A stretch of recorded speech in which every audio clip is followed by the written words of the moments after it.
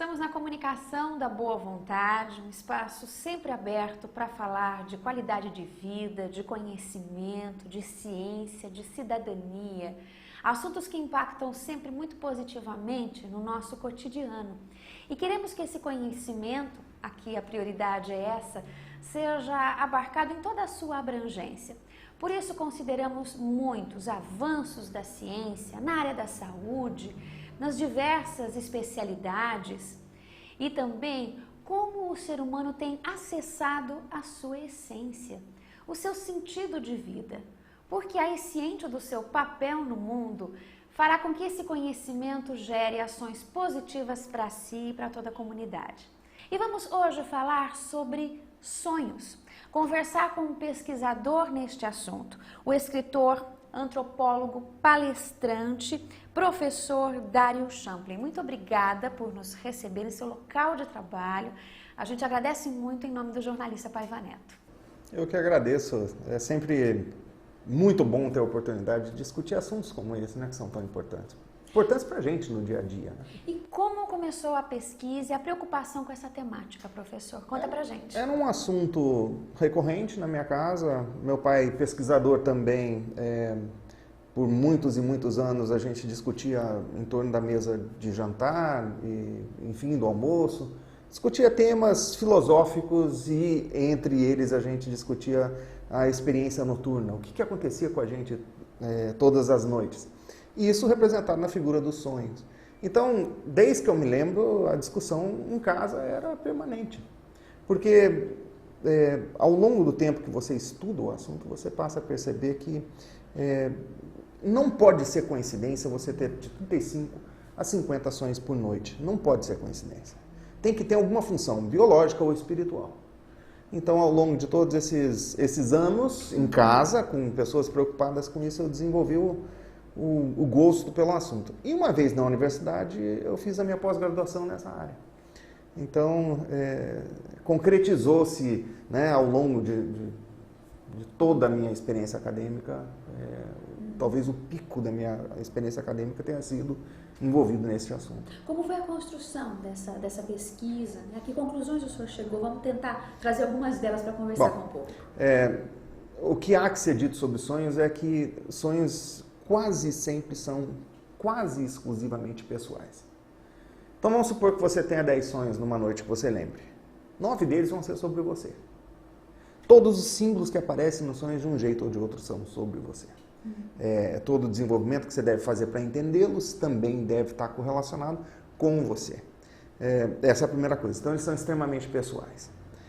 Se eu sonho com, por exemplo, um peixe, esse peixe vai ter um símbolo, vai ter um significado para mim, e eu tenho que entender esse significado deste símbolo exclusivamente para mim, não para os outros. Um segundo grau de conhecimento que se tem hoje sobre sonhos é que eles servem para a gente resolver problemas internos, problemas pessoais. Eles funcionam efetivamente como um processo de cura, uma vez que você os entende. A terceira coisa que há que se dizer sobre sonhos, e eu não tenho nenhum medo de estar exagerando, de estar falando alguma bobagem quando eu falo isso. Uma certa quantidade dos sonhos da gente serve para a gente prever o futuro da gente. É uma área que a física está começando a estudar hoje, não é por acaso também que ela está estudando. Uma certa quantidade dos seus sonhos vão tratar do seu futuro próximo, ou talvez até do seu futuro distante. Então eu não tenho medo de afirmar, o seu último ciclo de sonhos lida com os seus eventos futuros próximos. Você consegue prever. Premonitório. Tem um caráter premonitório. A gente chama isso de pré-cognição, ou de entender as coisas antes que elas aconteçam, de ver as coisas antes que elas aconteçam. E vamos supor que você tenha de novo 10 sonhos. 2 deles vão ser relacionados ao seu futuro.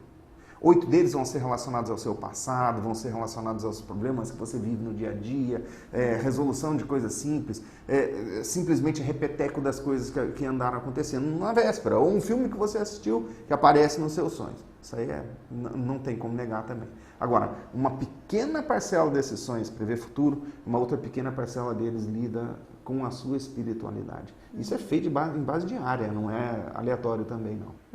Agora, voltando um pouco na história, né, do homem e os sonhos, isso tem uma relação muito forte, quer dizer, conseguimos, através dos relatos no desenvolver das civilizações, dos povos, saber que os sonhos sempre intrigaram as gerações, as civilizações, né? A Bíblia relata a angústia para a decifração de sonhos dos reis, enfim, isso tudo colabora com o conjunto de conhecimento que vem se somando sobre o sonhar? Eu vou esticar essa ciência um pouco antes, ainda até mesmo antes do período da existência da própria escrita. Eu tenho a impressão que as pessoas se preocupam com seus sonhos já desde bem antes, desde a era, literalmente, o anterior à Era das Cavernas. E eu quero dizer com isso, o que é a Era das Cavernas? Ora, é uma fase em que os seres humanos passaram a viver em cavernas. Tá, tudo bem, mas por que é tão relevante essa fase? Porque você vê registrado em paredes de cavernas pinturas que são representativas que vão além de apenas uma manifestação artística. Ou o cotidiano que ali se representava. Representava também isso. Mas por que motivo alguém enterraria alguém intencionalmente naquela época? Colocaria numa posição fetal, enterraria com os seus objetos, enterraria com alimentos, colocaria flores naquele túmulo. Por que fariam isso se não estivessem preocupados com o potencial de uma vida pós-vida? Então, o que eu quero dizer é, a experiência mística acompanha o ser humano pelo menos há 35 mil anos, que é a época em que os seres humanos moravam em cavernas. Pelo menos há 35 mil anos. Acompanhando essa experiência mística, não tem dúvida alguma, os sonhos são um componente forte. Porque os sonhos ajudam a gente a ver o futuro, ajudam a gente a entender o passado e trazem para a mente da gente figuras que já morreram. A gente sonha com os mortos. A gente vê os mortos através deles.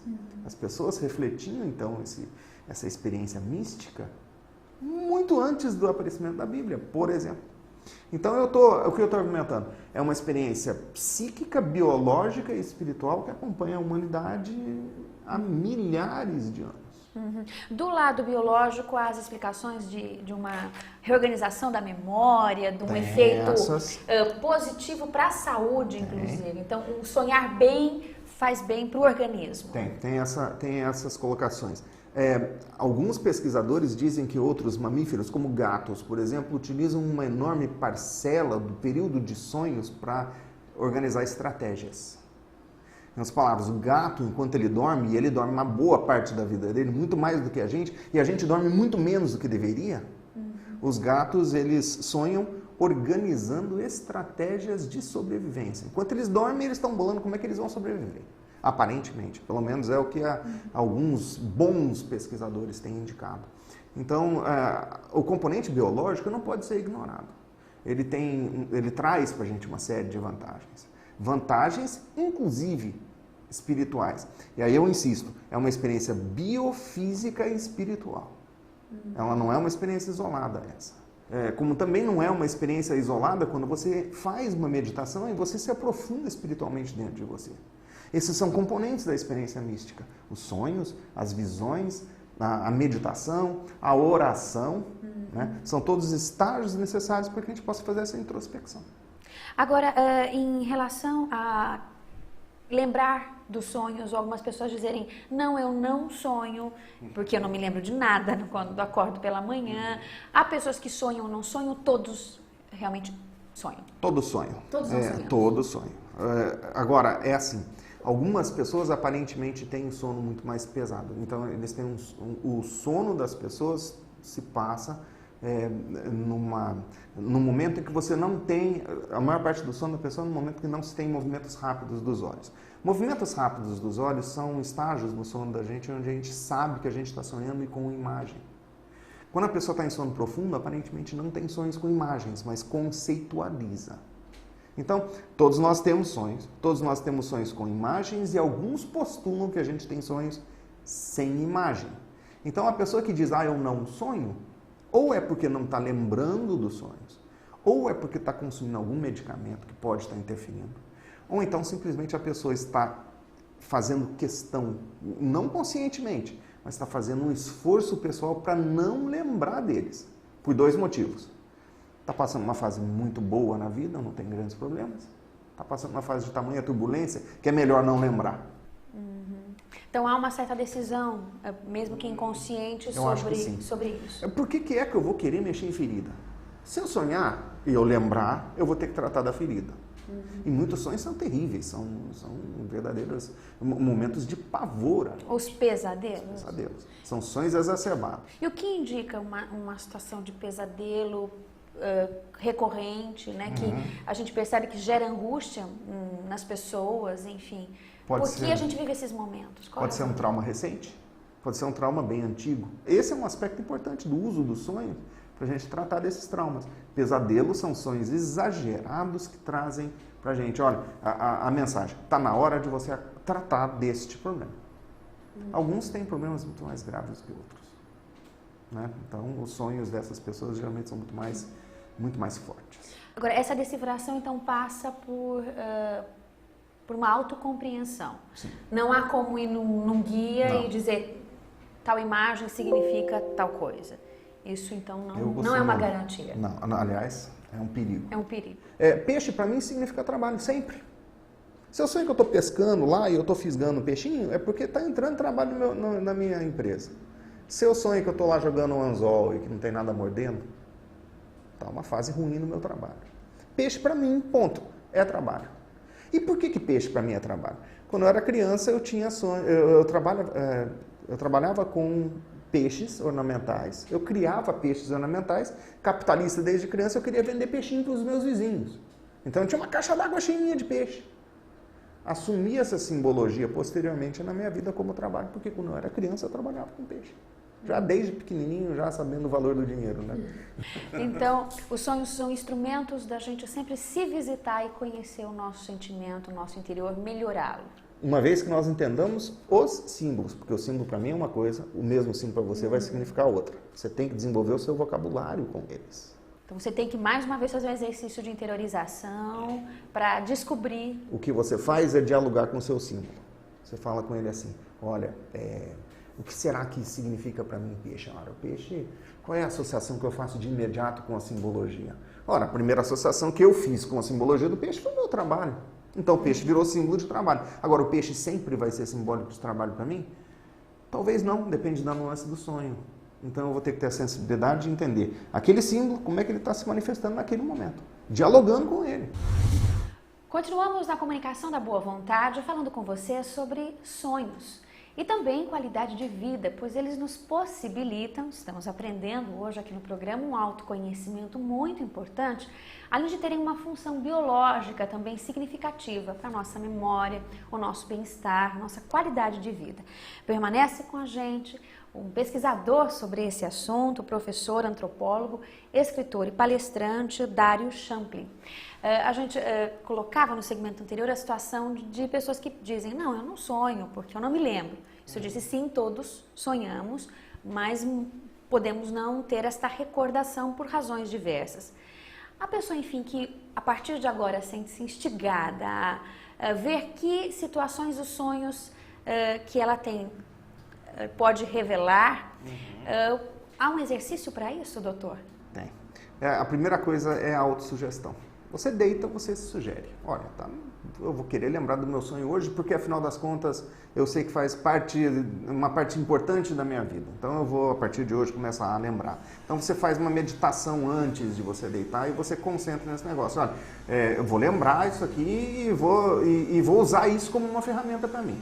De autoconhecimento? De autoconhecimento. Essa é a primeira. Só que a maior parte das pessoas não tem essa digamos, dedicação.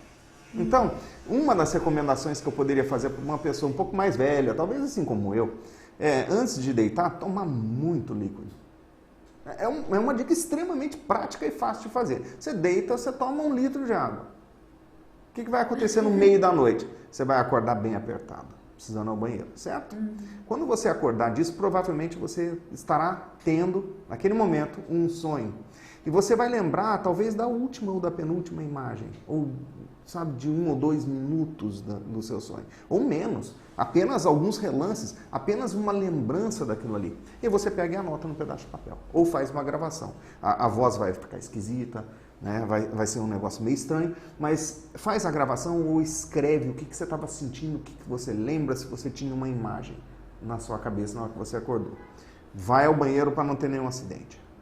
Segunda noite você faz a mesma coisa. Ou mesmo quando você levantar, repete o experimento. Daqui a pouco você vai precisar de novo ir ao banheiro, você vai acordar. E cada vez que você acordar, você registra a sensação ou a imagem que você estava vendo. Certo? Isso pode ser feito sem você beber o líquido.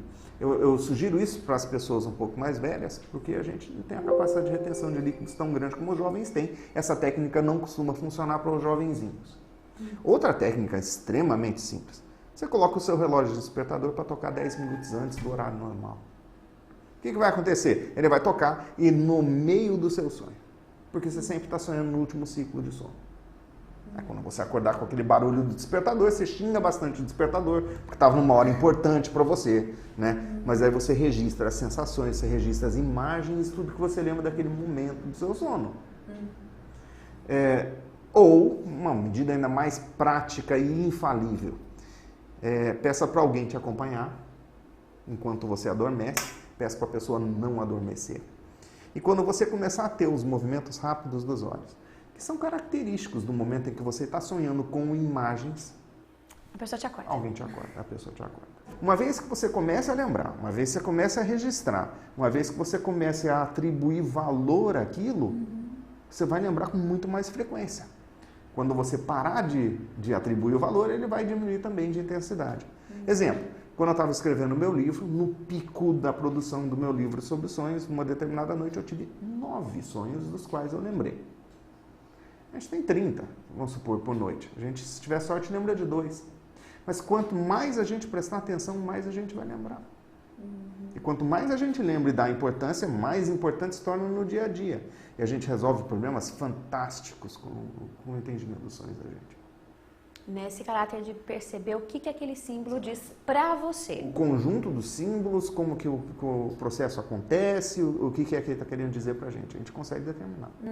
E a correlação de sonhos em noites distintas, como um quebra-cabeça que se monta, ou em geral as soluções, os assuntos se resolvem nos pequenos ciclos? A gente consegue resolver muitos deles rapidamente e eles não recorrem. Mas muitos dos sonhos são o que a gente chama de recorrentes. E às vezes eles misturam temáticas novas. Aliás, a temática é a mesma, mas eles misturam símbolos novos dentro da temática.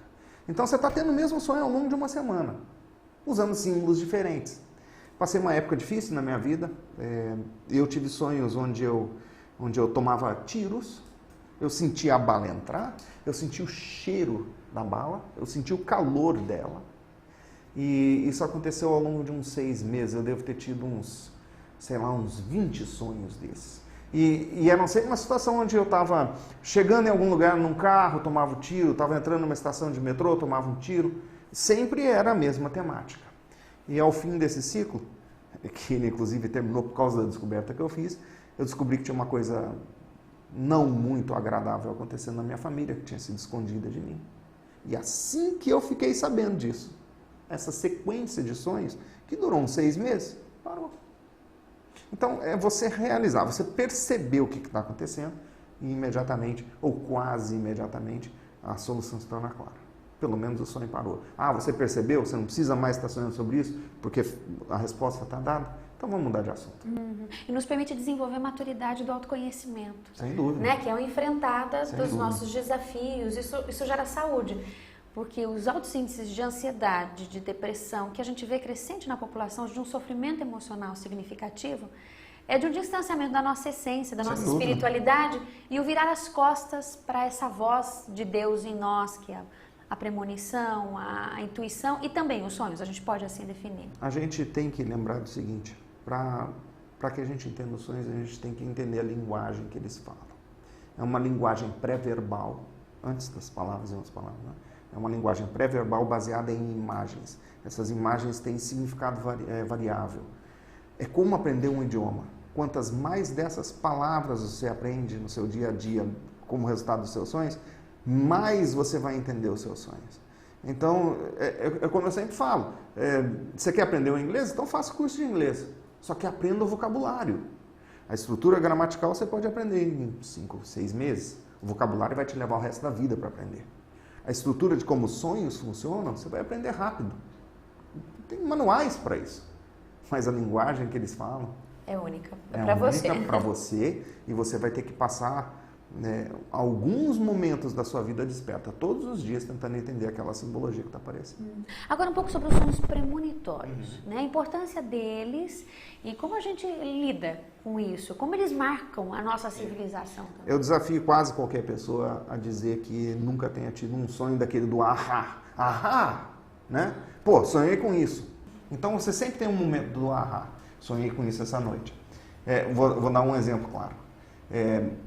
As semanas que antecederam os atentados em Nova York foram pesquisadas posteriormente por um instituto de pesquisa psíquica americano muito reconhecido.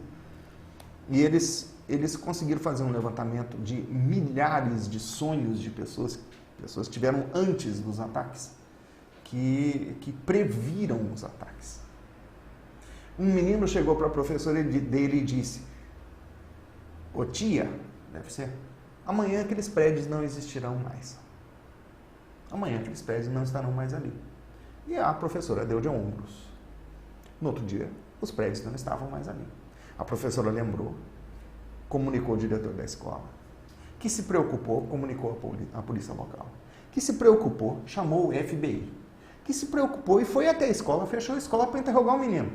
Porque eles achavam que o menino tinha tido conexão, a família do menino tinha tido conexão com terroristas. O que descobriram depois de 8 horas de interrogatório? Que o menino tinha sonhado. Um sonho à véspera do acidente, do atentado, e que se concretizou no mesmo dia, ou naquela mesma noite. Mas no nosso dia a dia, a gente vê dezenas de pequenos casos, de coisas acontecendo, que você fala. Uma vez eu tive um sonho clarividente, isso não é um premonitório, é um sonho que está acontecendo enquanto o evento acontece. Eu vi um avião decolando de uma pista de pouso e logo em seguida afincando no chão, explodindo. Era um sábado de manhã. Naquele dia de manhã, eu fecho um jornal na universidade, né? E eu abri a CNN para ver qual era a notícia do dia. E tinha, de fato, logo depois de decolar, caído um pequeno avião, o 727, se eu não me engano, na Bolívia. Morreram todos. Foi tão impressionante para mim essa correlação do meu sonho com o acontecimento real, que eu abri o jornal do dia com uma notícia internacional, coisa que eu nunca faço. Abri com a notícia da queda do avião na Bolívia. Mas por causa do sonho, porque me impressionou. Mas isso é dia a dia, todos nós temos isso. Desafia a nossa concepção atual, o conceito que a gente tem de espaço e tempo. De tempo principalmente. Agora a física está trabalhando nisso. Quando você lê os autores novos, Deepak Chopra, o Goswami, e essas pessoas que estão trabalhando com física quântica, o que eles estão dizendo é que o tempo, de fato, é uma unidade criada pelo ser humano para se controlar. E que, efetivamente, e agora esse conceito vai além da compreensão da pessoa comum, o tempo, o presente, passado e o futuro coexistem. Então, tudo que te aconteceu no passado existe nesse momento. Tudo que é supostamente futuro já está acontecendo. Se você tropeça no limite de um, você cai no outro. E os sonhos são talvez a melhor ferramenta para a gente tropeçar de um e passar para o outro. Um portal, então. É um portal. Por isso meu livro chama O Portal dos Sonhos. Um portal dos sonhos. Que é justamente para fazer essa transição do lado que a gente considera como sendo real, para o lado que a gente não sabe que existe, mas ele está lá. E um tema importante na confluência, ciência e espiritualidade. Não há dúvida. Ele faz uma ponte. Eu diria o seguinte, a não ser que seja algum dia provado que isso é um fenômeno absolutamente mental. O que eu acho muito difícil de ser, pelo menos com conhecimento científico atual, a gente não tem como mostrar isso. Aparentemente não é um fenômeno exclusivamente mental. O menino aparece num programa de televisão e ele diz: tive um sonho horrível essa noite, o avião caiu, espatifou, era peça para todo lado, todo mundo morria. Isso foi num dia. No outro dia, uma banda chamada Mamonas Assassinas, de fato, teve seu avião afincado no morro, né? Essa fita foi apresentada por programa de televisão semanas depois do acidente. O menino, acho que era o baterista, ele teve um sonho sobre a queda do avião na manhã da véspera do acidente. Então, na verdade, o que aconteceu foi que o baterista ele fez a transição psíquica. É exclusivamente uma função biológica, então? Só se a gente não conhece todas as propriedades ainda da biologia e a biologia é capaz de fazer essa travessia. Como entramos no tema sonhos premonitórios e esses exemplos que o senhor trouxe para a gente, né? Para também percebermos na nossa vida que já passamos por situações similares, de que maneira então a gente deve utilizá-los? Né? Porque fica depois o ahá, né? Enfim, aquela situação de surpresa diante de um fato que se concretiza e você pôde vê-lo antes no seu sonho. Então, de que maneira usar esse sonho para o nosso benefício? Tá, a primeira coisa que é preciso perceber é que ele é um evento espetacularmente pessoal. Eu posso sonhar com você, mas na verdade eu provavelmente não estou sonhando com você ou sobre você. Eu estou sonhando comigo e usando você como símbolo para mim. Primeira coisa que você tem que perceber é uma ferramenta espetacular de autoconhecimento. Uma vez que você aprende o idioma que ele fala, você consegue se entender muito melhor. Uma vez que você consegue se entender muito melhor, você consegue entender os outros também melhor. E por que motivo? Ora, porque seus limites esbarram nos limites dos outros. Por que eu sonharia sobre você, por exemplo? Vamos supor. Eu sonharia, e que aspecto seu que eu assumiria para mim? Ora, o aspecto de alguém que tem grande desenvoltura pública, que consegue conversar muito bem com uma câmera, enfim, que consegue desenvolver muito bem. Eu pegaria essa simbologia sua e adotaria para mim. E quando você aparecesse no meu sonho, eu estaria pensando sobre a minha personalidade de transmitir aos outros o conhecimento. Se eu sonho sobre meu pai, eu estou sonhando sobre talvez a pessoa de maior conhecimento espiritual que eu conheço. Então eu estaria sonhando sobre o meu lado filosófico, sobre o meu lado de domínio, de conhecimento, de religião, enfim, de ciência. Então eu assumo a simbologia dos outros para mim. E aí o que eu consigo fazer? Eu consigo me entender e ao me entender você. E uma vez que a gente faça esse meio campo, todo esse exercício, não tem outro caminho senão melhorar. Não tem outro caminho. A nossa proposta é sempre aqui na comunicação da boa vontade. Muito obrigada, professor Dario. Parabéns pelo trabalho. A gente agradece muito por nos receber. Foi ótimo.